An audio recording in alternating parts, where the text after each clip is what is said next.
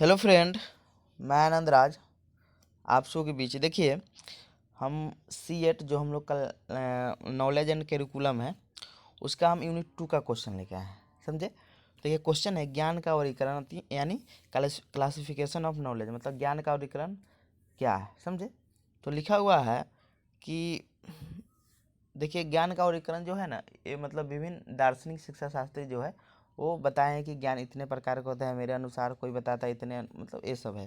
तो लिखा हुआ है कि विभिन्न दृष्टिकोणों तथा मतानुसार के आधार पर ज्ञान को निम्नलिखित रूप में वर्गीकृत किया जा सकता है। पहला है ज्ञान प्राप्ति के साधनों के आधार पर वर्गीकरण, मतलब ज्ञान आप प्राप्त कर लिए उसके साधन के आधार पर आप कितने मतलब प्रकार से बांट सकते हैं। मतलब कौन कौन, मतलब जो साधन है प्राप्त करने को, उसके आधार पर ज्ञान कितने प्रकार से बांट सकते हैं। पहला है, लिखा हुआ है कि प्लेटो ने ज्ञान को ज्ञान प्राप्ति के साधन के आधार पर प्रमुख रूप से 3 प्रकार में ज्ञान बताया है।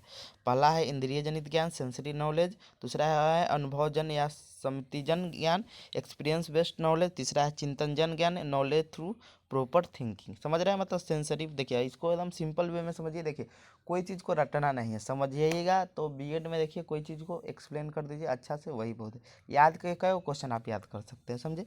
तो ये चीज़ को आप समझ जाइएगा, आराम से लिख दीजिएगा। समझे? तो पहला है आपका इंद्रिय जनित ज्ञान क्या होता है। देखिए, ये सब आप आराम से समझ सकते हैं, लैंग्वेज एकदम आसान है। लिखा हुआ है कि जब हम अपने इंद्रियों की इंद्रिया मतलब होता है जो आपका सेंस ऑर्गन होता है। समझे? जो 5 हम लोग का सेंस ऑर्गन है, आँख, कान, नाक, त्वचा और जीभ, ये 5 हमारा सेंस ऑर्गन है। तो वही करा है, जब हम अपने इंद्रियों की सहायता से ज्ञान की प्राप्ति करते हैं तो उसे इंद्रिय जनित ज्ञान कहते हैं। हम जानते हैं कि हमारे पास 5 इंद्रियां है, नाक, कान, आँख, त्वचा, जीभ। जब इन्हीं से जब ज्ञान प्राप्त करते हैं तो वह ज्ञान इंद्रिय जनित ज्ञान होता है। जैसे मान लीजिए, सिंपल समझिए, अब जा रहे हैं मार्केट, मार्केट जा रहे हैं, तो वही आपको नया चीज़ दिखा। समझे? मार्केट में कोई नया चीज़ मिलता, आँख से देखे, या मार्केट कोई चीज़ है आप सुन लिए तो कान से सुन लिए, मतलब ये सब चीज़ से ज्ञान जब प्राप्त होगा ना, उसे कहते हैं इंद्रिय जनित ज्ञान। लिखा हुआ है कि शिशु जब छोटा होता है तो इन्हीं इंद्रियों के माध्यम से सूचनाएं एकत्रित मतलब जमा करता है। सूचनाओं का मतलब संग्रहित रूप ही ज्ञान कहलाता है। सूचना से आप उस चीज़ को मतलब वैध देख लीजिए कितना सही है, तो वही ज्ञान बन जाता है आगे जाके। तो वही कह रहा है, शिशु जब छोटा होता है तो इन्हीं इंद्रियों के माध्यम से सूचनाएं एकत्रित करता है। लेकिन केवल शिशु ही नहीं, बल्कि बड़े भी इंद्रियों के माध्यम से ज्ञान प्राप्त करते हैं। समझे? फिर लिखा है इंद्रिय जनित ज्ञान अधिक विश्वसनीय तथा वैध नहीं माने जाते हैं। मतलब इंद्रिय जनित ज्ञान जो होता है ना, क्योंकि बच्चा के लिए इंद्रिय जनित ज्ञान ज़्यादा होता है। समझे? तो ये ज़्यादा वैध नहीं माना जाता। अब दूसरा देखते हैं, अनुभव जन या समतिजन नॉलेज, मतलब एक्सपीरियंस बेस्ड नॉलेज। लिखा है, जब हम अपने वातावरण से अनुभव अर्जित करके ज्ञान की प्राप्ति करते हैं उसे अनुभवजन ज्ञान कहते हैं। मान लीजिए, आप जिस वातावरण में रहते हैं वहाँ वहाँ अपना से आप ज्ञान, अनुभव के आधार पर ज्ञान प्राप्त किए। समझे? तो उसे क्या कहते हैं हम लोग? अनुभवजन ज्ञान कहते हैं। यह ज्ञान बहुत बार विश्वसनीय नहीं होता है, क्योंकि कई बार घटनाओं कई बार घटनाएं, या 2 बार घटना लिखिएगा, काट दीजिएगा। कई बार घटनाएं को देखने का हमारा दृष्टिकोण हमारे अपने विश्वास और मान्यताओं पर आधारित होता है। जैसे सिंपल कोई एग्जांपल हम देते हैं, जैसे मान लीजिए कोई मोटरसाइकिल ड्राइव कर रहा है तेज़ी में और वो गिर गया। ठीक है? तो आप तो कहिएगा तेज़ मोटरसाइकिल है इसीलिए गिर गया, तो आप दिमाग में आपका आ जाएगा कि नहीं, अब से हम तेज़ मोटरसाइकिल नहीं हाँकेंगे। समझे?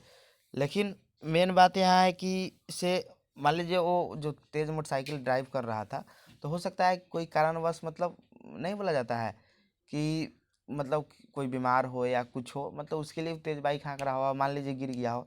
तो मेरा सोच यहाँ पर क्या हो गया कि वो मोटरसाइकिल तेज़ हाँक रहा था इसलिए गिर गया। ज़रूरी नहीं है कि वो मतलब लफुआ टाइप का लड़का हो, ये ज़रूरी नहीं है, मतलब इमरजेंसी भी हो सकता है कुछ।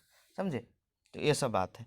तो वही कह रहा है कि यह ज्ञान बहुत बार विश्वसनीय नहीं होता है, क्योंकि कई बार घटनाएं देखने का हमारा दृष्टिकोण हमारे और अपने विश्वास और मान्यताओं पर आधारित होता है। समझे? कोई अपने अनुसार ही ना सोचेगा कोई चीज़। समझे? तीसरा है आपका चिंतनजन ज्ञान, नॉलेज थ्रू प्रॉपर थिंकिंग। क्या है?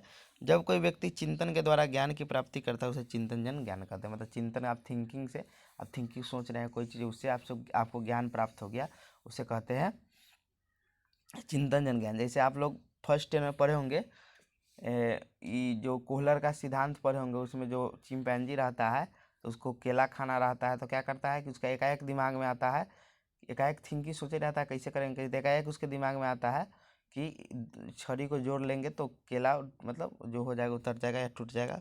तो वही हो गया चिंतनजन ज्ञान। चिंतनजन ज्ञान अधिक वैधता विश्वसनीय माना जाता है, क्योंकि इस प्रकार के ज्ञान के विश्लेषण के उपरांत प्राप्त किए जाते हैं। जो ये जो चिंतनजन ज्ञान होता है अधिक वैधता विश्वसनीय होता है, क्योंकि इस प्रकार के ज्ञान विश्लेषण के उपरांत प्राप्त किया, मतलब विश्लेषण करके वो चीज़ प्राप्त किया जाता है। अब है आपका शंकराचार्य के अनुसार ज्ञान का वर्गीकरण। देखिए शंकराचार्य लिखा हुआ है, शंकराचार्य ने ज्ञान को दो भागों में बांटा है।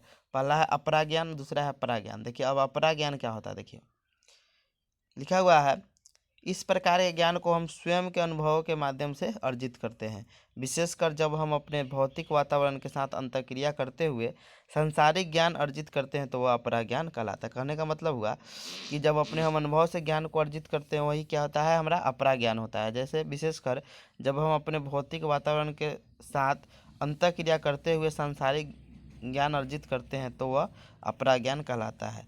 इस प्रकार के ज्ञान के अंतर्गत भौतिक वस्तुएं जो हम लोग देख रहे हैं, मानव व्यवहार तथा समाज के साथ अंतर्क्रिया से प्राप्त ज्ञान आदि आते हैं। देखिए ये चीज़ तो हो गया आपका। अब देखते हैं दूसरा, अपरा ज्ञान बहुत विश्वसनीय तथा वैध नहीं माना जाता है। जो अपरा ज्ञान होता है क्या होता है, अधिक विश्वसनीय तथा वैध नहीं माना जाता। अब देखते हैं परा ज्ञान। इस प्रकार के ज्ञान को शुद्ध एवं आध्यात्मिक ज्ञान की श्रेणी में रखा जाता है। इस प्रकार के ज्ञान की प्राप्ति गुरु, वेद, साहित्य, उपनिषद एवं धार्मिक ग्रंथों के माध्यम से होता है। यह ज्ञान वास्तविक जीवन से आध्यात्मिक उद्देश्यों की प्राप्ति में काम आता है। समझ गए, मतलब ये आदर्शवाद की तरह है। मतलब इस प्रकार के ज्ञान की प्राप्ति कहाँ से होता है, गुरु, वेद, साहित्य, उपनिषद एवं धार्मिक ग्रंथों के माध्यम से होती है। यह ज्ञान वास्तविक जीवन में आध्यात्मिक उद्देश्यों की प्राप्ति में काम आता है।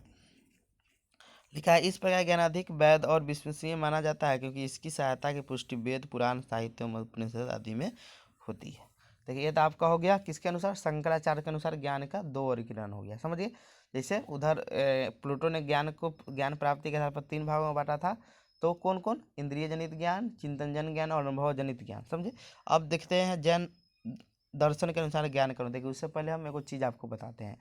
देखिएगा कितना मतलब, देखिए हम तो सबको चाहते हैं कि सबको फायदा हो, चाहे मतलब कोई भी हो। समझे, मतलब जितना भी हमसे हेल्प लिया हम सबको दिए एकदम अति करके। समझे। लेकिन देखिए एक चीज़ हम बताते हैं आपको।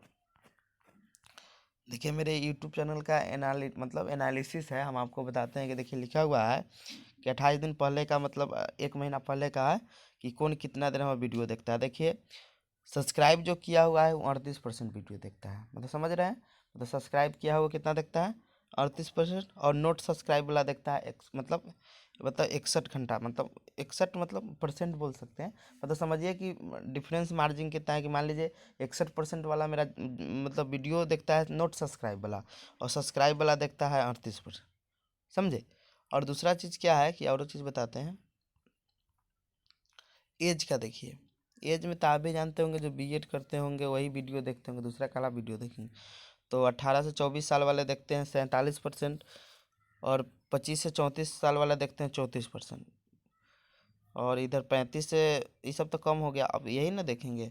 अब देखिए टॉप ज्योग्राफी मतलब कहाँ का वीडियो आदमी देखते थे, इंडिया का ही देखेंगे। बीएड इंडिया के हैं तो इंडिया हिंदी ऐसी भी लैंग्वेज है। समझे। तो ये सब चीज़ है, तो यही सब खराब लगता है। और देखिए एक और चीज़, जेंडर। देखिए आप भी जानते होंगे कि बीएड ज़्यादा महिला ही करती है, तो 57% महिला देखती है और 42% मेल देखते हैं 28 दिन, मतलब ज़्यादा महिला ही देखेगी वीडियो। तो ये सब बात है, ठीक है। तो ये सब चीज़ है, लेकिन थोड़ा सब्सक्राइब कर दीजिएगा। आज तक हम कोई वीडियो में नहीं बोले हैं कि मेरा चैनल सब्सक्राइब कर दीजिएगा, शेयर कर दीजिएगा, ये सब चीज़। समझे। तो आइए अब स्टार्ट करते हैं जैन दर्शन के अनुसार कितने। देखिए लिखा हुआ है, जैन दर्शन के अनुसार ज्ञान का वर्गीकरण। लिखा हुआ है, जैन दर्शन के अनुसार ज्ञान के 3 प्रकार, जैन दर्शन के अनुसार ज्ञान को 3 प्रकार का माना गया है। पहला है मति ज्ञान, दूसरा है श्रुति ज्ञान, तीसरा है अवधि ज्ञान। लिखा हुआ है। अब देखिए मति ज्ञान क्या होता है। इस प्रकार ज्ञान मन और इंद्रियों के द्वारा प्राप्त किया जाता है। मन और इंद्रियों के द्वारा जो ज्ञान प्राप्त करेंगे उसे क्या कहेंगे, मति ज्ञान। इस प्रकार के ज्ञान में वैधता तथा विश्वसनीयता का समान स्तर होता है, मतलब नॉर्मल स्तर होता है। दूसरा है श्रुति ज्ञान, किसी के वचन प्रवचन के आधार पर ज्ञान प्राप्त करना श्रुति ज्ञान। मान लीजिए आप कोई प्रवचन सुनने गए, वहाँ से आपको ज्ञान प्राप्त हो गया, उसे कहते हैं श्रुति ज्ञान। इस प्रकार का ज्ञान अत्यधिक विश्वसनीय तथा वैध नहीं माना जाता। अब प्रवचन दे दिया कोई तो गलतियों तो बोल सकता है। समझे। तीसरा है अवधि ज्ञान, इस प्रकार का ज्ञान प्रारंभिक ज्ञान और मन के दीर्घकालीन अवधि से प्राप्त ज्ञान की अंतःक्रिया के फलस्वरूप प्राप्त है। आपके मन में शुरू में जो ज्ञान था और अभी के जो अंतःक्रिया के आधार पर जो ज्ञान प्राप्त किया उसे कहते हैं अवधि ज्ञान। यह ज्ञान अंतर्दृष्टि पर आधारित होता है, मतलब जो कोहलर वाला सिद्धांत है, अंतर्दृष्टि में देखा है कि आपको दिमाग में कोई आ गया तो वही का अंतर्दृष्टि पर आधारित है। यह ज्ञान अधिक वैध और विश्वसनीय माना जाता है क्योंकि यह सूझ पर आधारित होता है, एकाएक आता है, समझे, शून्य मतलब इनसाइड मतलब एक आता है। अब देखते हैं कांट के अनुसार ज्ञान का वर्गीकरण। कांट ने ज्ञान को दो प्रकार बताया है, प्रागनुभाविक ज्ञान और दूसरा है अनुभाविक ज्ञान। देखिए प्रागनुभाविक ज्ञान क्या होता है, वैसा ज्ञान जो मनुष्य के अंदर जन्मजात ज्ञान उपस्थित होता है, उसके जीवन के प्रारंभिक दिनों में अधिक काम आता है, उसे प्रागनुभाविक ज्ञान कहते हैं। प्रागनुभाविक ज्ञान को मैकडूगल ने सर्वभाविक ज्ञान कहा था। देखिए सिंपल समझिए कि मतलब जन्मजात जो ज्ञान आपके अंदर है ना, उसी को हम लोग क्या कहते हैं, प्रागनुभाविक ज्ञान कहते हैं। जैसे मान लीजिए जन्मजात ज्ञान हो गया कि आप जैसे जन्म लिए उसको रोने लगे, हंसने, ये सब क्या हुआ कि ये जन्मजात, ये सब मतलब अथी है, समझे, जो चीज़ आपका जन्मजात है। जैसे जन्मजात कहने का मतलब हुआ जैसे आप रोते हैं तो आँख में से आंसू आ जाता है, ये सब चीज़ जन्मजात होता है। तो वैसे ही जो ज्ञान आपका जन्मजात होगा तो वही प्रागनुभाविक ज्ञान कहलाता है। दूसरा है अनुभाविक ज्ञान। अनुभाविक ज्ञान वैसा ज्ञान होता है जो जन्म देने के उपरांत प्राप्त अनुभव से प्राप्त होता है। मतलब जन्म आप ले लीजिएगा, उसके बाद जो अनुभव से आप ज्ञान प्राप्त कीजिएगा उससे हम लोग कहते हैं अनुभाविक ज्ञान। यह ज्ञान जीवन भर प्राप्त होते रहता है और यह ज्ञान क्या होता है, जीवन भर प्राप्त हो। मान लीजिए कोई बुढ़ा पहले, जो ओल्ड एज का जो आदमी होता है वो तो पहले मोबाइल चलाना नहीं सीखता था, लेकिन अब सीखा ना चलाने का, तो क्या हुआ कि ये ज्ञान अनुभाविक ज्ञान होता है, वो हमेशा जीवन भर प्राप्त होते रहता है। अब देखिए निष्कर्ष देखते हैं, लिखा हुआ है कि उपरोक्त विवरण से यह स्पष्ट होता है कि वर्तमान समय की बाल केंद्रित शिक्षा प्रणाली में ज्ञान का वर्गीकरण का बहुत आवश्यक है। जब हम ज्ञान का वर्गीकरण कर लेते हैं तो ज्ञान का अध्ययन करना सरल हो जाता है, सरल हो जाता है। अब देखते हैं ज्ञान का कोटेशन याद रखिएगा, ज्ञान धन की तरह होता है, जितना किसी व्यक्ति को मिलता है वो उतना ही अधिक लेने के चाहता है। तो आपका ज्ञान का वर्गीकरण हो गया, ठीक है, थैंक यू।